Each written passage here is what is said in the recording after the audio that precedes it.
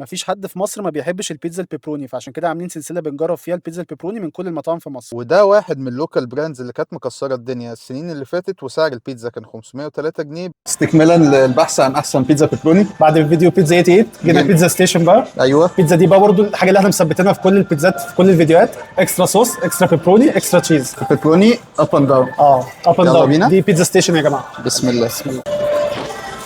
الله الله صلصه كتير بطريقه، بص الصلصه باينه عندك. الله.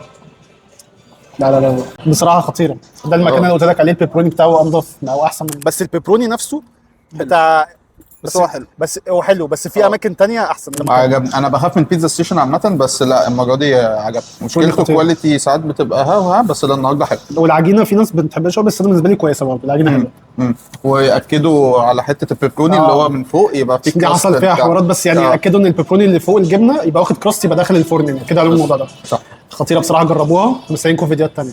سلام.